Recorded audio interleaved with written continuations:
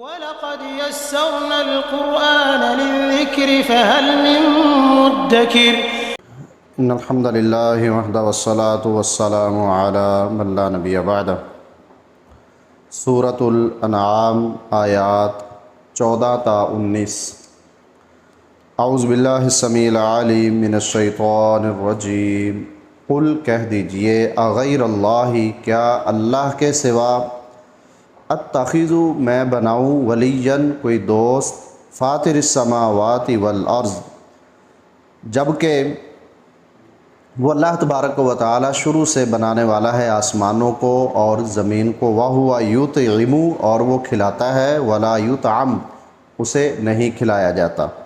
قل کہہ دیجئے انی امرت یقیناً مجھے حکم دیا گیا ہے ان اکونا کہ میں بنوں اولا سب سے پہلے من اسلم جو فرما بردار بنا، وَلَا تَكُونَنَّ مِنَ الْمُشْرِكِينَ اور نہ آپ ہوں شریک بنانے والوں سے۔ قل کہہ دیجئے انی اخاف یقیناً میں ڈرتا ہوں ان عصیت ربی اگر میں نافرمانی کروں اپنے رب کی، عذاب یوم عظیم بہت بڑے دن کے عذاب سے، من یصرف عنہ یومئذ اس دن جس سے دور کر دیا گیا، فقد رحمہ تو یقیناً اس نے اس پہ رحم کیا، وذالک الفوز المبین اور یہ واضح کامیابی ہے۔ وَإِن يَمْسَسْكَ اللَّهُ بِضُرٍّ اور اگر پہنچائے اللہ تبارک و تعالی آپ کو کوئی تکلیف، فَلَا كَاشِفَ لَهُ تو نہیں ہے دور کرنے والا اسے، إِلَّا هُوَ مگر وہی۔ وَإِن يَمْسَسْكَ بِخَيْرٍ اور اگر آپ کو پہنچائے کوئی بھلائی، فَهُوَ عَلَى كُلِّ شَيْءٍ قدیر تو وہ ہر چیز پر مکمل اختیار رکھنے والا ہے۔ وَهُوَ الْقَاهِرُ فَوْقَ عِبَادِهِ اور وہ غالب ہے اپنے بندوں پر، وَهُوَ الْحَكِيمُ الْخَبِيرُ اور بڑا باحکمت اور بڑا باخبر ہے۔ قل کہہ دیجئے أَيُّ شَيْءٍ کون سی چیز ہے، اکبر سب سے بڑی، شہادتاً شہادت میں۔ قل اللہ کہہ دیجئے اللہ تبارک و تعالی شہید گواہ ہے، بینی و بینکم میرے اور تمہارے درمیان، وَأُوحِیَ اور وحی کیا گیا ہے، الیہ میری طرف، ھذا القرآن اس قرآن، یہ قرآن، لِأُنذِرَکُم بِہ تاکہ میں تمہیں اس کے ساتھ ڈراؤں، وَمَن بَلَغَ اور اسے کہ جس کے پاس یہ پہنچے، أَإِنَّکُم کیا بے شک تم لَتَشْہَدُونَ البتہ واقعی گواہی دیتے ہو، أَنَّ مَعَ اللّٰہِ کہ یقیناً اللہ کے ساتھ، آلِہَةً اُخْرَىٰ کچھ اور الہ ہیں۔ قل کہہ دیجئے لا اشہد میں گواہی نہیں دیتا، قل کہہ دیجئے انما ہوا الہ واحد یقیناً وہی ایک معبود ہے، واننی اور بے شک میں بری ہوں، مما تشرکون ان سے کہ جو تم اللہ کے ساتھ شریک ٹھہراتے ہو۔ ان آیات میں اللہ تبارک و تعالی نے آپ صلی اللہ علیہ وسلم کے ذریعہ سے یہ بات پہنچائی ہے کہ کفار مکہ کے سامنے اس بات کو واضح فرما دے کہ جیسے انہوں نے اللہ کو چھوڑ کر بہت سے الہ بنا رکھے ہیں تو میں یہ کام کرنے والا نہیں ہوں، میں تو صرف اللہ تبارک و تعالیٰ کو اپنا معبود مانتا ہوں، اسی کو ہی الہ مانتا ہوں اور اسی کی ہی تمہیں دعوت دیتا ہوں کہ اس کی عبادت کرے۔ کیوں کہ شروع سے ہی اس نے کائنات کو بنایا ہے، اس میں خاص طور پر آسمانوں کا ذکر کیا اور زمین کا ذکر کیا ہے، اور پھر وہ ایسا الہ اور معبود ہے کسی کا محتاج نہیں ہے، وہ تو تمام لوگوں کو دینے والا ہے، روزی کے اسباب مہیا کرنے والا ہے، جبکہ اسے کھانے پینے کی کوئی ضرورت نہیں ہے۔ اور اسی طرح مجھے اللہ تبارک و تعالی نے یہ حکم دیا ہے کہ جو بھی میری طرف سے پیغام آئے تو میں سب سے پہلے اس کو ماننے کے لیے تیار ہو جاؤں، لہٰذا میں تو اللہ تبارک و تعالیٰ کا فرما بردار ہوں۔ اور مجھے اللہ تبارک و تعالیٰ نے یہ بھی حکم دیا ہے کہ آپ نے ان کے ساتھ کوئی مساہلت نہیں کرنی اور ان کے ساتھ کوئی ایسا پروگرام نہیں بنانا کہ جیسے یہ کہتے ہیں کہ ہمارے الہوں کو آپ کچھ نہ کہیں، ہم کچھ آپ کی مان لیتے ہیں، کچھ اپنی منوا لیتے ہیں۔ وَلَا تَكُونَنَّ مِنَ الْمُشْرِكِينَ آپ نے ان کی حمایت بالکل نہیں کرنی، اور یہ کہہ دے کہ میں تو اللہ تبارک و تعالیٰ کے بھی خشیت رکھتا ہوں اپنے دل میں، کہ اگر میں اس کی نافرمانی کروں تو مجھے اللہ سے ڈر لگتا ہے۔ تو یہ آپ صلی اللہ علیہ وسلم کے ذریعے کہلوایا جا رہا ہے اور مقصد امت کو بھی سمجھانا ہے۔ اور پھر ایک بہت بڑی کامیابی کا ذکر کیا گیا کہ قیامت کے دن جس کو عذاب سے بچا لیا گیا تو یہ ایک واضح طور پر کامیابی کی علامت ہے۔ اور پھر اللہ تبارک و تعالیٰ کا ہر طرح سے مشکل کشا ہونا اور اسی طرح سے بھلائیاں بانٹنا یہ اسی کے اختیار میں ہے، یہ بیان کیا گیا ہے۔ وَإِن يَمْسَسْكَ اللَّهُ بِضُرٍّ فَلَا كَاشِفَ لَهُ إِلَّا هُوَ، اے نبی صلی اللہ علیہ وسلم کہ اگر آپ کو بھی کوئی تکلیف پہنچے، اللہ تبارک و تعالیٰ اس میں آپ کو مبتلا کرے تو اسے آپ بھی دور نہیں کر سکتے۔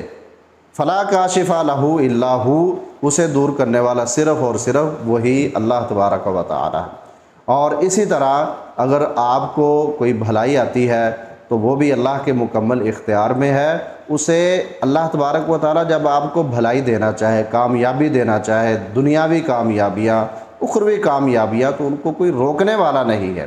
فَهُوَ عَلَىٰ كُلِّ شَيْءٍ قَدِيرٌ، وہ تو ہر طرح سے تمام چیزوں پر با اختیار ہے۔ اور اسی طرح تمام بندوں پر اسی کا غلبہ ہے اور وہ ہر لحاظ سے با حکمت ہے اور باخبر ہے۔ پھر ایک بہت بڑی آگے بات کہی جا رہی ہے، یہ اس وقت بات کہی گئی کہ جب کفار مکہ نے بھی آپ کی نبوت کا انکار کیا، یہود و نصارہ کی طرف سے بھی انکار ہو چکا تھا۔ تو اس بات پر کفار مکہ بڑے جری ہو گئے اور اللہ کے رسول صلی اللہ علیہ وسلم کے پاس آئے اور کہنے لگے کہ اب آپ کی گواہی میں کون کھڑا ہوگا؟ یہ یہود و نصارہ ہی کہہ سکتے تھے کہ یہ اللہ کا رسول ہے، یہ اللہ کا نبی ہے، یہ قرآن اللہ کی طرف سے نازل ہوا ہے، جبکہ وہ بھی انکار کر رہے ہیں۔ تو ہمیں تو گواہ چاہیے اس دنیا میں آپ کے لیے کہ گواہی وہ دیں، تب ہم تسلیم کریں گے۔ تو یہ بھی ان کی ایک ہٹ دھرمی تھی اور انکار والا ہی پہلو تھا۔ اب دیکھیں کہ اللہ تبارک و تعالیٰ نے نبی علیہ الصلوۃ والسلام کے ذریعہ سے ایک بہت بڑی دلیل ان کے سامنے رکھی ہے۔ وہ یہ ہے کہ اے نبی صلی اللہ علیہ وسلم ان سے پوچھیں کہ جو یہ قرآن میں آپ کے سامنے پیش کرتا ہوں، کیا یہ کسی انسان کا بنایا ہوا ہے؟ میں تمہارے اندر موجود رہا ہوں، کسی نے مجھے کوئی سکھایا ہو یا میرا کوئی استاد ہو، اور یہ قرآن اس وقت نازل ہو رہا ہے کہ جب عربی زبان اپنے عروج کو پہنچ چکی تھی، اس میں بڑی فصاحت بلاغت آ چکی تھی اور اس کے باقاعدہ وہ پروگرامز ہوتے تھے، مقابلے ہوتے تھے، ہر طرح سے اس کا اسلوب اور اس کا طریقہ کار اور ادب وہ بڑا مشہور و معروف ہو چکا تھا۔ تو اس تمام تر ادب کو اور اس کی ترتیب کو اور عربی زبان پر سب سے فائق اور اپنا آپ منوانے والا جو ہے وہ قرآن مجید ہے۔ اور پھر یہ جتنے فصحاء، بلغاء اور ادباء تھے، انہوں نے یہ تسلیم کر لیا تھا کہ یہ کسی انسان کا کلام نہیں ہے۔ تو جب تم مانتے ہو اور یہ کہہ دیتے تھے لَوْ نَشَاءُ لَقُلْنَا مِثْلَ هَذَا إِنْ هَذَا إِلَّا أَسَاطِيرُ الْأَوَّلِينَ، کہ اگر ہم چاہیں تو اس طرح کی کلام بنا سکتے ہیں، یہ تو پہلے لوگوں کی قصے کہانیاں ہیں۔ تو اللہ تبارک و تعالیٰ نے فرمایا کہ وَإِن كُنتُمْ فِي رَيْبٍ مِّمَّا نَزَّلْنَا عَلَىٰ عَبْدِنَا فَأْتُوا بِسُورَةٍ مِّن مِّثْلِهِ إِن كُنتُمْ صَادِقِينَ، اگر تمہیں شک ہے نا کہ جو ہم نے اپنے بندے پہ نازل کیا ہے یہ اللہ کی طرف سے نازل شدہ نہیں ہے، تو پھر لے آؤ اس جیسی کوئی ایک ہی صورت، اگر تم اس بات میں سچے ہو کہ ہم بھی اس طرح کا کلام بنا سکتے ہیں۔ تو قُلْ إِنِ اجْتَمَعَتِ الْإِنسُ وَالْجِنُّ عَلَىٰ أَن يَأْتُوا بِمِثْلِ هَٰذَا الْقُرْآنِ لَا يَأْتُونَ بِمِثْلِهِ وَلَوْ كَانَ بَعْضُهُمْ لِبَعْضٍ ظَهِيرًا، اللہ تبارک و تعالیٰ نے فرمایا جنوں ان سارے اکٹھے ہو جائیں اس قرآن جیسا کوئی کلام بنانے کے لیے تو وہ ہرگز پیش نہیں کر سکیں گے۔ اس میں وہ ایک دوسرے کی مدد کرنے کے لیے بھی تیار ہو جائیں لیکن اس طرح کا کلام نہیں بنا سکتے۔ قرآن نے چیلنج بھی کیا ہے اور